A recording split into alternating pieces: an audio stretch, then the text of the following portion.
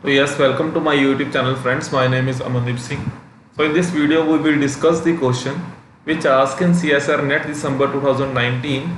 So this question are asked from COV part and this question asked in 3 marks means MCQ question.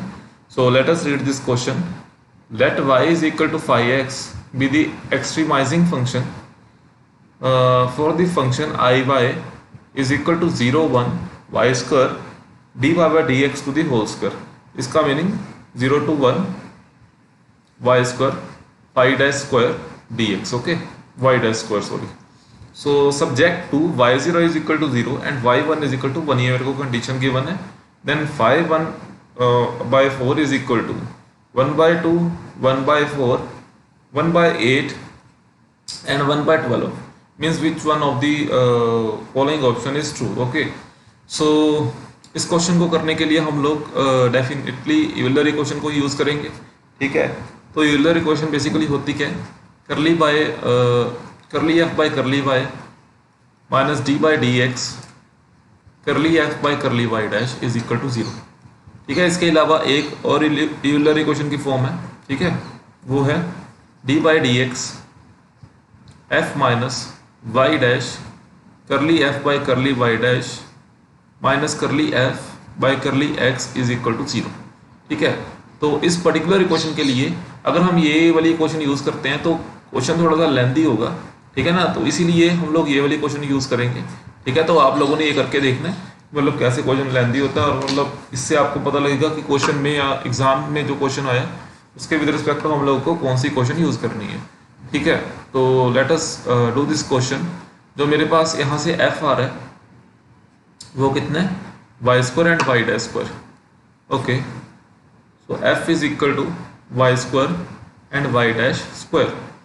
ठीक है, तो यहाँ से अगर मैं ये इक्वेशन अप्लाई करूँ तो मेरे पास जो वाई डैश आएगा, y dash means curly f by curly y sorry y dash means ये सिंपल मेरे को वाई डैश ही गिवन है. Curly f by curly y dash कितना आएगा?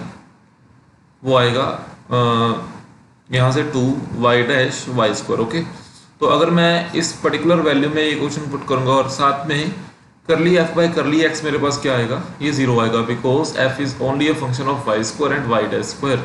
तो यहाँ से जब मैं अब ये इक्वेशन में वैल्यू पुट करूँगा तो मेरे पास जो रिजल्ट आएगा वो d by d x f की जो वैल्यू है y square y dash square minus y dash curly f by curly y dash 2 y dash y square और minus 0 is equal to 0.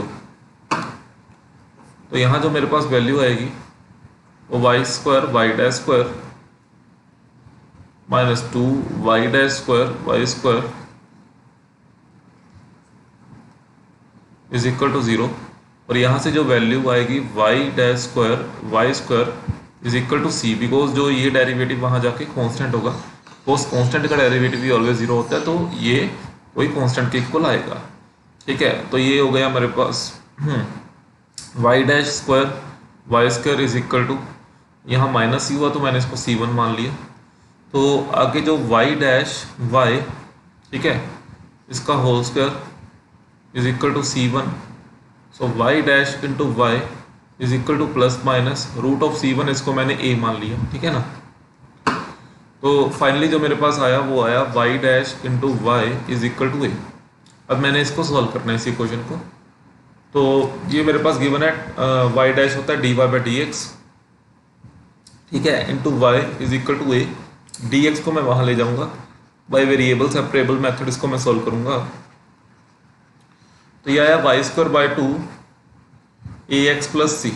Okay, now I want to calculate the value of a and c to find the answer. Okay, so मेरे को condition जो given है वो है y0 is equal to 0 and y1 is equal to 1.